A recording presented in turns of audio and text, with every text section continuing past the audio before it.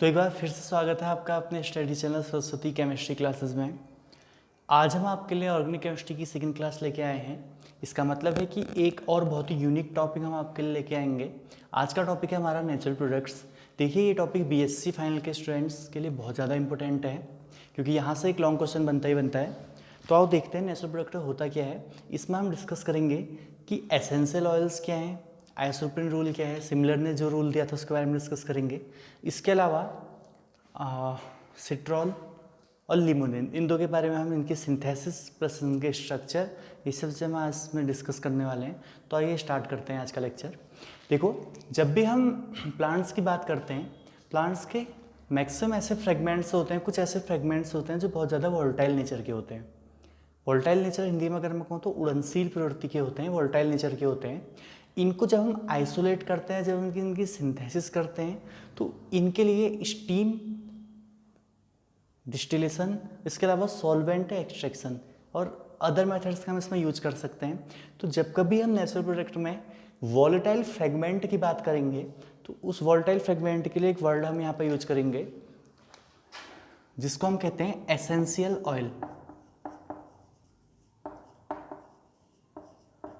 ठीक है, volatile nature की जब हम बात करेंगे तो हम कहेंगे कि एसेंशियल ऑयल्स है।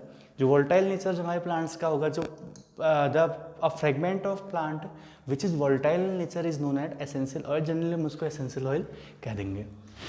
इसके अलावा देखो, एसेंशियल ऑयल्स एक सिंगल कंपोनेंट नहीं होता है, ये अ नंबर ऑफ कार्बन से मिलकर बना होता है। ये कार्बन हो सकते हैं 10, 15, 20, 40, यहाँ तक कि 40 और 30 कार्बन आइटम इसमें मिलके बने होते हैं एक एसेंशियल ऑयल में। और अब देखो, एसेंशियल ऑयल्स का एक individual component, I repeat, essential oil का इंडिविजुअल कंपोनेंट जो होगा, एक स्मॉल सा या जनरल में कोई एक इंडिविजुअल कंपोनेंट है एसेंशियल ऑयल का, वो कहलाता है टर्पीन और टर्पेनॉइड। तो इस चैप्टर में हम डिस्कस करेंगे टर्पीन्स के बारे में। उसे हम क्या कह देंगे, टर्पीन। ये वर्ड नोट जोड़ कर लेना जो मैं लिख रहा हूँ यहाँ पे, टर्पीन और टर्पेनॉइड। अब देखो, तीन चीज़ें हमें पता लग गई हैं। नेचुरल प्रोडक्ट हैं, नेचुरल प्रोडक्ट में जो वोलेटाइल नेचर का फ्रेगमेंट है वो कहलाएगा एसेंशियल ऑयल। एसेंशियल ऑयल का जो इंडिविजुअल कंपोनेंट होगा वो कहलाएगा हमारा टर्पीन और टर्पेनॉइड। अब हम थोड़ा डिस्कस करते हैं। एक देखो, आइसोप्रीन यूनिट हम सभी को पता है क्या होती है, 2-methyl-1,3-butadiene, जनरली इसको आइसोप्रीन यूनिट कहते हैं। पॉलीमराइजेशन भी इसका यूज होता है, लेकिन जनरली जो टर्पीन मिलके बने होते हैं वो आइसोप्रीन यूनिट से ही मिलके बने होते हैं। तो आइसोप्रीन यूनिट का को हम कह सकते हैं कि टर्पीन का बेसिक बिल्डिंग ब्लॉक है। फॉर एग्जांपल, मैं सॉलिड का आपको एग्जांपल देता हूँ। किसी भी क्रिस्टलाइन सॉलिड का बेसिक बिल्डिंग ब्लॉक क्या है? एक यूनिट सेल है, हमको इतना मालूम है। यूनिट सेल से रिपीट हो क्या बनता है? क्रिस्टल लैटाइस बनता है, वो सब चीज़ अलग है। लेकिन यहाँ जब हम बात करेंगे कि टर्पीन की, जब हम बात करेंगे तो टर्पीन का जो बेसिक बिल्डिंग ब्लॉक होगा, टर्पीन जिससे मिलकर बना है, जिसका बेसिक बिल्डिंग ब्लॉक है टर्पीन का, वो कहलाता है हमारा आइसोप्रीन यूनिट। तो आइसोप्रीन यूनिट को आपस में जोड़ के एक स्केलेटन सिस्टम बनता है। केमिस्ट्री वाला स्केलेटन सिस्टम है, बायो वाला नहीं है। तो आइसोप्रीन यूनिट को कनेक्ट करके स्केलेटन सिस्टम जो बनता है, उसी को हम कहते हैं टर्पीन का फॉर्मेशन हो गया है। तो हम अब डिस्कस करेंगे कि किस तरीके से हम अपने आइसोप्रीन यूनिट को कंबाइन करके या उनका कॉम्बिनेशन करके कैसे हम एक टर्पीन का फॉर्मेशन कर सकते हैं, एक स्केलेटन सिस्टम का फॉर्मेशन कर सकते हैं। इसको बताने के लिए देखो, मैं यहाँ पे लिख लेता हूँ। एक रूल आया था, पहले मैं आपको हल्का सा एक स्ट्रक्चर बना के देता हूँ आइसोप्रीन यूनिट का। बिल्कुल बेसिक चीज़ें हैं, मैं उम्मीद करता हूँ आप लोगों को पता होगा आइसोप्रीन यूनिट के बारे में। इसमें ज़्यादा मैं डिस्कस नहीं करूँगा। हम मेन अपना आइसोप्रीन रूल के बारे में देखेंगे, जो एग्जाम के लिए बहुत ज़्यादा इंपॉर्टेंट है। ये हम सभी को पता है आइसोप्रीन यूनिट होती है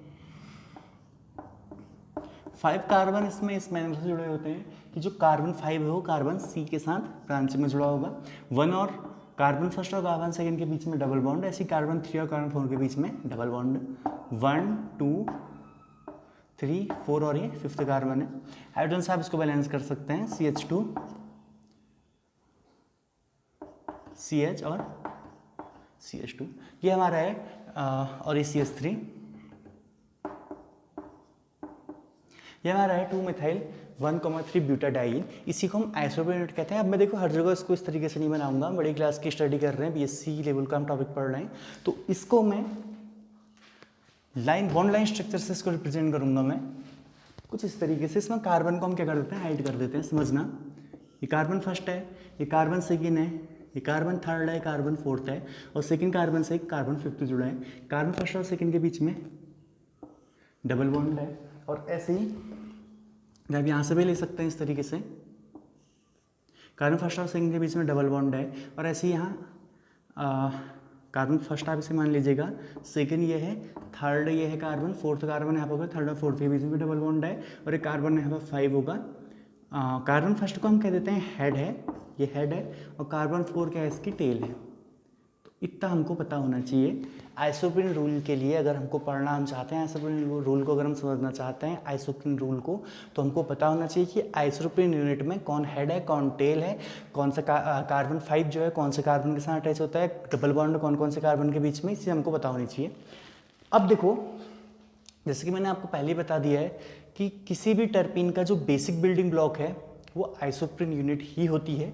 तो आइसोप्रीन यूनिट, दो आइसोप्रीन यूनिट को हम आपस में कैसे कंबाइन करेंगे, उनका कॉम्बिनेशन कैसे होगा, इसके लिए 1891 में एक रूल आया था। वो रूल सिमिलर ने दिया था। देखो केमिस्ट्री में ऐसा नहीं चलता है, ऐसा नहीं है कि अपने मन से हम कोई भी किसी भी दो आइसोप्रीन यूनिट को कंबाइन कर लेंगे। उसके लिए एक जनरली यूज एक रूल है जो सिमिलर ने दिया था, तो उसको थोड़ा समझना। सिमिलर ने जनरली ये कहा था, आइसोप्रीन यूनिट को जोड़ने के लिए एक रूल दिया था। उन्होंने कहा था कि हेड टू हेड और टेल टू टेल कॉम्बिनेशन कभी भी पॉसिबल नहीं है। अपने माइंड में सेट कर लीजिएगा कि किसी भी टर्पीन के फॉर्मेशन में अगर हम आइसोप्रीन यूनिट का कॉम्बिनेशन करेंगे तो हेड टू हेड और tail to tail combination possible नहीं होगा। अगर हम आइसोप्रीन यूनिट को कंबाइन करना चाह रहे हैं तो मोस्ट कॉमन जो कॉम्बिनेशन होता है वो होता है हेड टू टेल कॉम्बिनेशन। मतलब एक आइसोप्रीन यूनिट का हम हेड ले सकते हैं और दूसरी आइसोप्रीन यूनिट का हम टेल ले लेंगे। उनको कंबाइन अगर हम करेंगे तो ईजिली हमारा टर्पीन का फॉर्मेशन हो जाएगा। देखिए कैसे समझना है हल्का सा। एक तो फॉर्मेशन हो ही रखा है, इसमें एक आइसोप्रीन यूनिट मैंने बनाई है, एक और आइसोप्रीन यूनिट में इसके नीचे बना देता हूँ। ठीक है, एक आइसोप्रीन यूनिट इसके नीचे में बना रहा हूँ। इसको आप हल्का सा इस तरीके से कर लीजिएगा। ठीक है, एक आइसोप्रीन यूनिट ये है, एक आइसोप्रीन यूनिट का मैं यहाँ पर फॉर्मेशन कर रहा हूँ। टफ नहीं है, बहुत इजी है। देखो समझोगे तो बहुत इजी समझ में आ जाएगा। ये हेड है और इसके सामने हमको टेल लाना है। ठीक है, इसके सामने टेल लाना है सॉरी, इसके सामने आप टेल लाएंगे और ये फिर से क्या हो जाएगा, हेड हो जाएगा। तो थोड़ा सा यहाँ पर समझना, ये बॉन्ड अगर यहाँ पर टूटेगा कैसे चार्ज आएगा, नेगेटिव। इस कार्बन पर आ जाएगा पॉजिटिव चार्ज। इस बॉन्ड को आप यहाँ भेज सकते हैं। इसके अलावा अगर ये बॉन्ड यहाँ पर टूटेगा, यहाँ पर आ जाएगा नेगेटिव चार्ज, इस पाएगा positive charge. Positive negative easily क्या फॉर्मेशन कर सकते हैं, बॉन्ड का फॉर्मेशन कर सकते हैं। तो मैं यहाँ पर आपकी एक आइसोप्रीन यूनिट बना देता हूँ जिसे हम जनरली कह देते हैं लिमोनिन कह देते हैं। लिमोनिन देखो किस तरीके से बनेगा, ये कार्बन 5,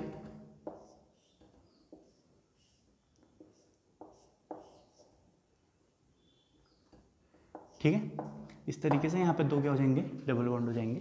बहुत ही इजी है, ज़्यादा टफ कुछ नहीं है। लिमोनिन है, लिमोनिन एक तरीका क्या है, टर्पीन है। ठीक है, ये दो आइसोप्रीन यूनिट है जिसने एक स्केलेटन सिस्टम फॉर्मेशन करा। किसका स्केलेटन सिस्टम है, ये लिमोनिन का स्केलेटन सिस्टम या लिमोनिन का इसने फॉर्मेशन कर लिया, एक तरीका टर्पीन है। नेक्स्ट देखो एग्जाम के लिए इंपॉर्टेंट है। अभी तक हमने इसमें देख लिया है कि नेसोप्रोडक्ट क्या होते हैं, एसेंशियल ऑयल्स क्या हैं, आइसोप्रीन यूनिट क्या है, आइसोप्रीन यूनिट का कॉम्बिनेशन कैसे करेंगे। लास्ट हम इसमें डिस्कस करने वाले हैं एक लेंथी टॉपिक जो कि है हमारा सिंथेसिस ऑफ सिट्रल या structure determination of citral. Citral को जब हम बात करते हैं, देखो सिट्रल की जब हम बात करते हैं, सिट्रल हमारे जो नींबू होते हैं, जो ऑरेंज होते हैं, इनकी लीव्स से मिलता है, उससे स्मेल आती है, आप सभी लोगों को पता है। उसमें जब सिंथेसिस करी जाती है और अपनी सिंथेसिस तो सिट्रल उससे निकल के बाहर आता है। एक तरीके का नेचुरल प्रोडक्ट है, एक एसेंशियल ऑयल है सिट्रल। तो सिट्रल की जब हम बात करेंगे, सिट्रल के स्ट्रक्चर डिटर्मिनेशन में कुछ स्टेप वाइज हम उसका स्ट्रक्चर डिटर्मिनेशन करेंगे कि हम पता करेंगे कि आखिर सिट्रल का स्ट्रक्चर होता क्या। देखो एक चीज़ तो हमको बिल्कुल बेसिक पता है कि आइसोप्रीन यूनिट तो उसमें होनी है। क्यों होनी है, क्योंकि एक तरीका क्या है, वो टर्पीन है। नेचुरल प्रोडक्ट के अंदर हम पढ़ रहे हैं टर्पीन है, एसेंशियल ऑयल है। तो और टर्पीन का जो बेसिक ब्लॉक है मैंने आपको पहले ही बता दिया, वो है क्या, आइसोप्रीन यूनिट। तो इसका मतलब है सिट्रल में आइसोप्रीन यूनिट तो होनी ही होनी है। अब किस तरीके से कंबाइन करा होगा हमने, उसको देखने के लिए हम डिस्कस करेंगे उसका स्ट्रक्चर ऑफ सिट्रल, या आप हेडिंग डाल सकते हैं स्ट्रक्चर डिटर्मिनेशन ऑफ सिट्रल। तो मैं हल्का सा इसको इरेज कर लेता हूँ।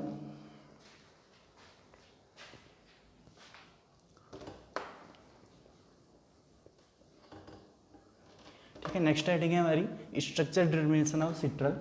तो देखो सिट्रल की जब हम बात करते हैं, पहले मैं आप लोगों को उसका स्ट्रक्चर बता देता हूँ।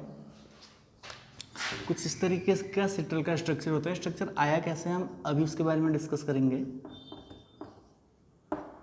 ठीक है, ये है सिट्रल हमारा। दो होते हैं इसमें डबल बॉन्ड। ठीक है, दो इसमें डबल बॉन्ड है, एक इसमें एल्डिहाइड ग्रुप है, CHO ग्रुप है। तो इतना हम लोगों को पता होना चाहिए। सिट्रल में हर एक स्टेप का यूज होगा। देखो समझना, ये दो डबल बॉन्ड है, इसको भी हम निकालेंगे। हम पता करेंगे कि CHO कैसा है, CHO ग्रुप है या नहीं है, एल्डिहाइड ग्रुप में प्रेजेंट है या नहीं है। हम पता करेंगे कि जो स्केलेटन सिस्टम है, जो बेसिक ब्लॉक हमने बनाए हैं, जो रफ डायग्राम कार्बन फ्रेम कहते हैं इसको हम, वो सिट्रल का कैसा है, ये सब हम डिस्कस करेंगे इसके स्ट्रक्चर डिटर्मिनेशन में, किसके, सिट्रल के। तो एट फर्स्ट हम देख रहे हैं इसका मॉलिक्यूलर फॉर्मूला है। जनरली जब हम काउंट करेंगे, इसमें तीन ही चीज़ हमको दिख रही है, एक C है, एक O है, एक H है। मतलब एक कार्बन है, एक ऑक्सीजन है और एक हाइड्रोजन है। इसमें 10 कार्बन है, एक ऑक्सीजन है और 16 क्या हाइड्रोजन है। इनको पता कैसे लगा? तो किसी भी स्ट्रक्चर के डिटर्मिनेशन का पहला स्टेप आप याद रखिएगा, आंख बंद करके आप लिख सकते हैं किसी भी रिएक्शन में, अगर आपको स्ट्रक्चर डिटर्मिनेशन करने को आता है एग्जाम में।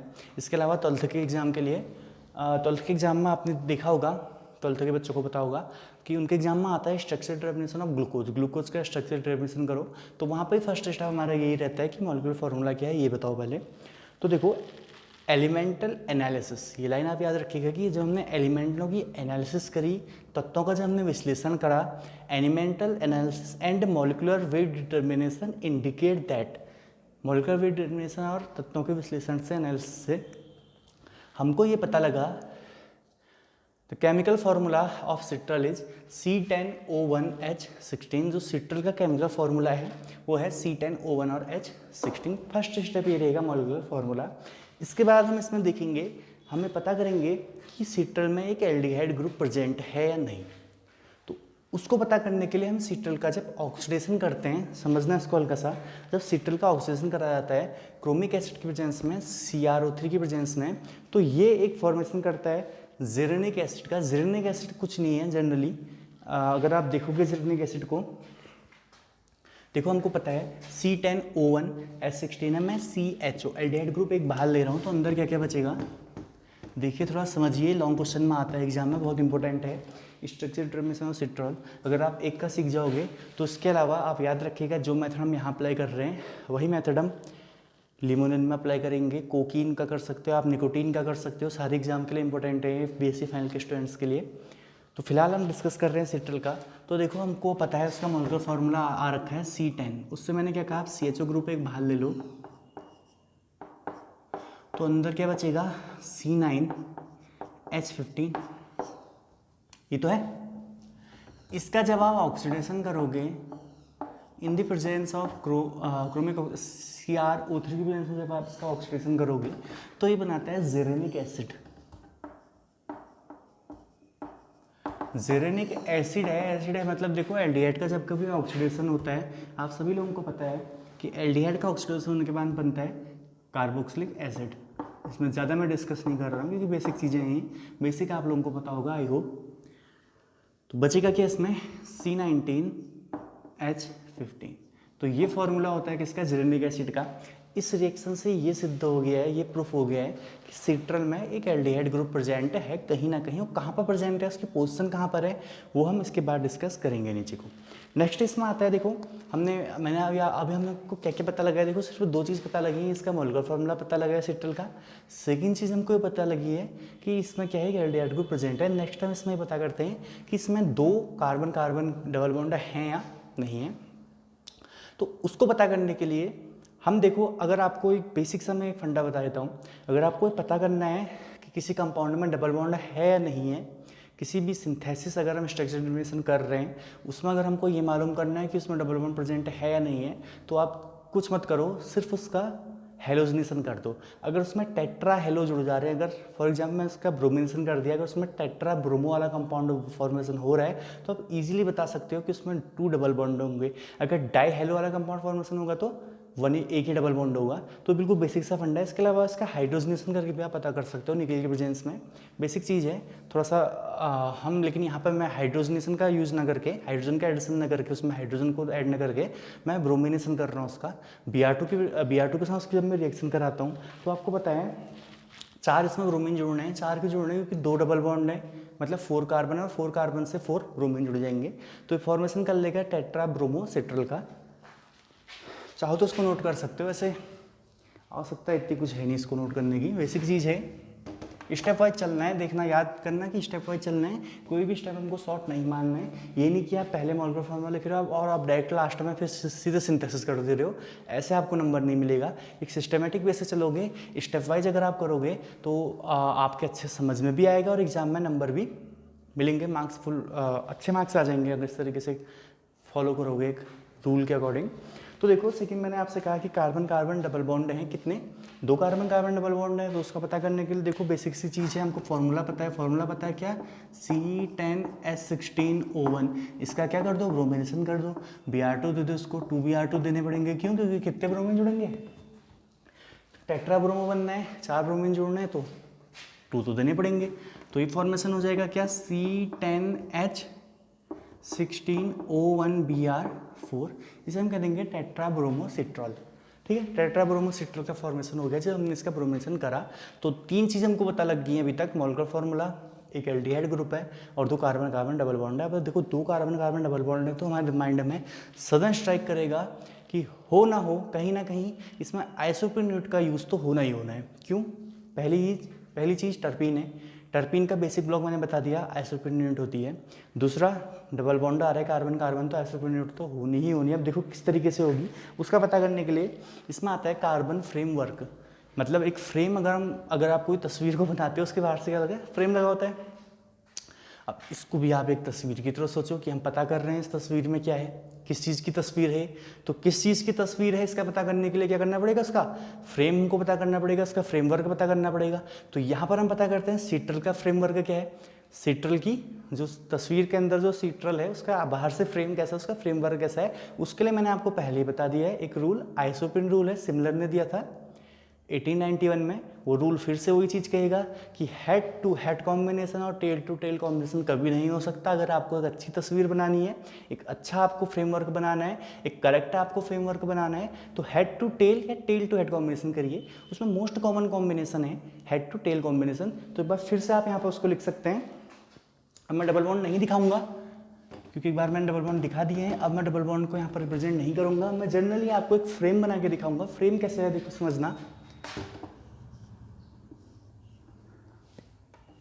तो ये है, मैं आई रिपीट फिर से करता हूँ, ये हेड था आप लोगों को पता है, ये टेल था, ये फिर से टेल आ जाएगी और यहाँ पे क्या आ जाएगा, हमारा हेड आ जाएगा। इतना आप लोगों को पता है, मैं इस बारे में डिस्कस नहीं कर रहा हूँ। ये क्या है, एक 2 आइसोप्रोपेन यूनिट है। इन 2 यूनिट्स का यूज करके हम एक फ्रेम बनाएंगे, एक तस्वीर बनाएंगे। किसकी तस्वीर बनानी है हमने आगे केमिस्ट्री में, सिट्रल की तस्वीर बनानी है। हमको पता करना है कि जो सिट्रल की तस्वीर है उसके बाहर से आखिर फ्रेम कैसा लगा हुआ है, वो किस मैनर में जुड़े हैं उसमें 2 आइसोप्रोपेन यूनिट। तो उसका पता करने के लिए हम यहाँ पर क्या करते हैं, इसको थोड़ा सा सिमिलर का जब इसमें हम रूल अप्लाई करेंगे, आइसोप्रोपेन रूल जब इसमें लगाएंगे तो हमको बेसिकली पता लग जाएगा कि कुछ इस तरीके से इसमें क्या हो रखी है, फॉर्मेशन हुआ है। ये ठीक है, इस तरीके से आपको पता लग जाएगा कि ये कुछ है आपका फ्रेम। इस तरीके से हमारा फ्रेम बना हुआ है।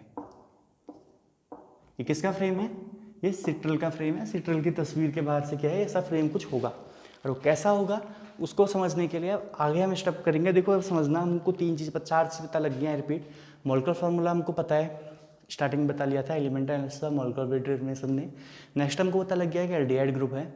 थर्ड हमको पता लग गया कार्बन कार्बन डबल बॉन्ड है। और चौथी चीज़ जो मेन बहुत इंपॉर्टेंट चीज़ है, जो कि सिमिलर ने 1891 में क्लियर कर दी थी, किसके बेसिस पे, कॉम्बिनेशन के बेसिस पे, कि कार्बन फ्रेमवर्क कैसा होगा, कुछ इस तरीके से होगा किसमें, सिट्रल में। नेक्स्ट हम इसमें डिस्कस कर लेते हैं कि कार्बन कार्बन डबल बॉन्ड तो है, लेकिन की पोजीशन कहाँ पर है। ठीक है, कार्बन कार्बन डबल बॉन्ड की पोजीशन कहाँ पर है, उसको हम क्लियर करने के लिए एक रिएक्शन करते हैं सोडियम बाई कार्बोनेट की प्रेजेंस में। तो देखिए उससे हमको पता लग जाएगा कि कार्बन जो कार्बन के बीच में दो जो डबल बॉन्ड हैं वो कौन कौन से कार्बन के बीच में हैं। इसके कंफर्मेशन के लिए Na2CO3 सोडियम बाई कार्बोनेट की प्रेजेंस में एक्वस Na2CO3 की प्रेजेंस में एक रिएक्शन होगी, जिससे क्या होगा, कुछ हमारे फॉर्मेशन होंगे। ऑक्सैलिक एसिड इसमें बनता है, एस्टल्डिहाइड इसमें बनता है, और मेथिल हेप्टेनोन इसमें फॉर्मेशन होता है। ठीक है, समझिएगा।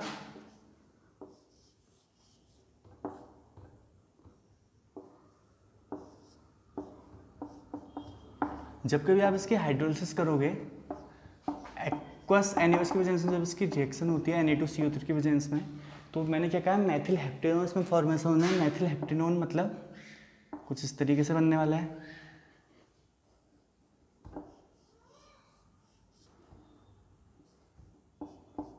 ठीक है, ये है हमारा मेथिल हेप्टेनोन। सॉरी, इसमें डबल बॉन्ड भी होगा, प्लस के अलावा एसिटाल्डिहाइड CH3CH। इससे हमको पता लग जाएगा कि एल्डिहाइड ग्रुप कहाँ पर है, इस कार्बन पे क्या है, प्रेजेंट है। कार्बन नंबर 3 में हम कह सकते हैं कि क्या एल्डिहाइड ग्रुप प्रेजेंट है। इतना क्लियर है। और लास्ट में देखो, अब अगर हमको किसी भी रिएक्शन का कंफर्मेशन करना है, किसी भी स्ट्रक्चर का कंफर्मेशन करना है, तो आप एग्जाम में उसकी सिंथेसिस करके आ जाइए। मतलब जो 6 और लास्ट स्टेप है इसका, वो है सिंथेसिस ऑफ सिट्रॉल। सिट्रॉल की सिंथेसिस किससे है, तो देखो जो मैंने बनाया 2 मेथिल हेप्टेनॉन या मेथिल हेप्टेनॉन, जो मैंने फॉर्मेशन करा है ये मेथिल हेप्टेनॉन का, इसी मेथिल हेप्टेनॉन से हम सिट्रॉल की क्या करेंगे, सिंथेसिस करेंगे। देखो किस तरीके से करते हैं, बहुत इंपॉर्टेंट है एग्जाम के लिए। इसमें एक रिएक्शन आती है रिफॉर्मेटिस की रिएक्शन, नेम रिएक्शन है। मैं नेम रिएक्शन की एक अलग वीडियो बनाऊंगा। 100 नेम रिएक्शन मैं आपको कराऊंगा विथ मैकेनिज्म, तो काफ़ी है 100 name reaction, I hope BSc level के लिए। तो इतना हम करेंगे। तो उसमें एक नेम रिएक्शन आएगी रिफॉर्मेटिस की रिएक्शन।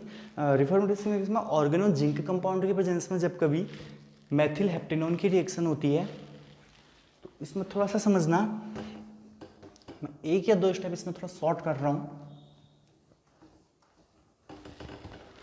मेथिल हेप्टेनॉन को मैं बना देता हूँ यहाँ पर। बहुत इजी रिएक्शन है, टफ कुछ नहीं है, सिंथेसिस बहुत इजी है। मैंने क्या कहा, ऑर्गेनो जिंक कंपाउंड के साथ इसकी रिएक्शन होनी है। ऑर्गेनो जिंक कंपाउंड मैंने लिया है IZNCH2 COOC2H5। ठीक है, इसके साथ जब इसकी रिएक्शन होगी, यहाँ पर नेगेटिव, इस कार्बन पर पॉजिटिव, और IZN को जब आप लोगे तो इसको आप लोगे एज अ पॉजिटिव और CH2 को नेगेटिव। तो पॉजिटिव से जोड़ो नेगेटिव को, और नेगेटिव से किसको जोड़ो, पॉजिटिव को। ये रिएक्शन कहलाती है रिफॉर्मेटिस की रिएक्शन। तो इसमें देखो जनरली हमारा जिंक और आयोडीन दोनों हमारे कंपाउंड में जुड़ जाते हैं। उसके अलावा AC2O के प्रेजेंस में जब इसको हीट करा जाता है, तो हमारा यहाँ पर बन जाता है, जब आप इसको हीट करेंगे इसके बाद AC2O के प्रेजेंस में जब आप इसको हीट करोगे, तो जेरेनिक एसिड यहाँ पर फॉर्मेशन हो जाएगा। देखो जेरेनिक एसिड कैसा होता है, ठीक है, ये हम लोगों को पता है जेरेनिक एसिड है। इसके बाद हमको कुछ नहीं करना है, इसका डीकार्बोक्सिलेशन कर देना है, और CO2 से बाहर करना है। और CO2 बाहर करने की मेथड हमको बहुत पता है, बहुत मेथड होती है। तो कैल्शियम ऑक्साइड है, NaOH की प्रेजेंस में इसको हीट कर दो, तो CO2 क्या हो जाएगी, आराम से बाहर हो जाएगी। या हम कह सकते हैं, देखो CO2 बाहर करके हमको एल्डिहाइड ग्रुप की रिक्वायरमेंट है, तो डीकार्बोक्सिलेशन ना करके हम इसका कर देते हैं सिंपल सा रिडक्शन। रिडक्शन मतलब एक ऑक्सीजन हमको बाहर निकाल देना है। तो यहाँ पर हम ध्यान रखिएगा, डीकार्बोक्सिलेशन ना करके इसका सिर्फ रिडक्शन करेंगे। रिडक्शन होगा कैल्शियम सॉल्ट की प्रेजेंस में। रिडक्शन जब आप इसका करोगे तो ऑक्सीजन बाहर चले जाएगा। ऑक्सीजन अगर एक बाहर चले जाएगा तो क्या बच जाएगा, यहाँ पर CHO ग्रुप बच जाएगा। तो ईजिली आप यहाँ पर बता सकते हो कि हमारा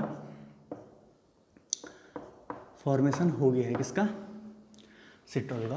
तो इतना देखिए, एग्जाम के लिए बहुत ज़्यादा इंपॉर्टेंट है सिट्रॉल का स्ट्रक्चर टर्मिनेशन प्लस की सिंथेसिस। मैं फिर से रिपीट करता हूँ, हमने क्या क्या करा। फर्स्ट स्टेप में हमने देखा इसका मॉलिक्यूलर फार्मूला क्या था, फिर हमने देखा एक एल्डिहाइड ग्रुप प्रेजेंट है या नहीं है, फिर हमने चेक करा कार्बन कार्बन डबल बॉन्ड है या नहीं है, कितने कार्बन कार्बन डबल बॉन्ड है। फिर हमने सिमिलर के रूल से देखा कि कार्बन कार्बन फ्रेमवर्क कैसा है। ठीक है, फ्रेमवर्क चेक करा, उसके बाद हमने इसमें फ्रेमवर्क चेक करने के बाद हमने देखा कि एल्डिहाइड ग्रुप की पोजीशन कहाँ पर है। मेथिल हेप्टेनॉन जो फॉर्मेशन हो गया था N2CO3 की प्रेजेंस में, जब रिएक्शन हुई थी इसकी तो मेथिल हेप्टेनॉन बना था और एस्टाल्डिहाइड बाहर हुआ था। और लास्ट में हमने कंफर्मेशन करने के लिए इसकी सिंथेसिस करी मेथिल हेप्टेनॉन से। तो फॉर्मेशन हो गया हमारा क्या, सिग्नल का।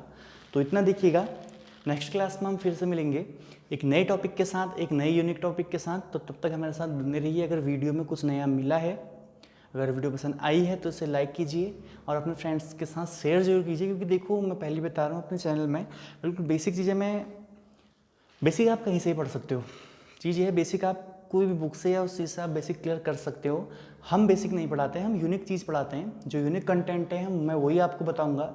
जो यूनिक चीज़ें हैं, जैसे लास्ट क्लास में डाइज के बारे में डिस्कस करा था, आज हम डिस्कस कर लिया नेचुरल प्रोडक्ट के बारे में। हो सकता है नेक्स्ट क्लास में हम पॉलीमर्स के बारे में, मैक्रोमोलिक्यूल्स के बारे में डिस्कस करें। तो इस तरीके से हम डिस्कस करते रहेंगे। बहुत जल्द हम इनऑर्गेनिक की फर्स्ट क्लास भी लेके आने वाले हैं, तो वो सरप्राइज़ रहेगा कि हम कौन सा टॉपिक स्टार्ट करें इनऑर्गेनिक में। तो आप जरूर लिखिए कमेंट बॉक्स में कौन सा टॉपिक आपको थोड़ा टफ लगता है, उसके बारे में हम डिस्कस करेंगे। तो आज के लिए बस इतना ही। वीडियो को लाइक कीजिए, चैनल को सब्सक्राइब कीजिए और फ्रेंड्स के साथ शेयर जरूर कीजिए। Thank you.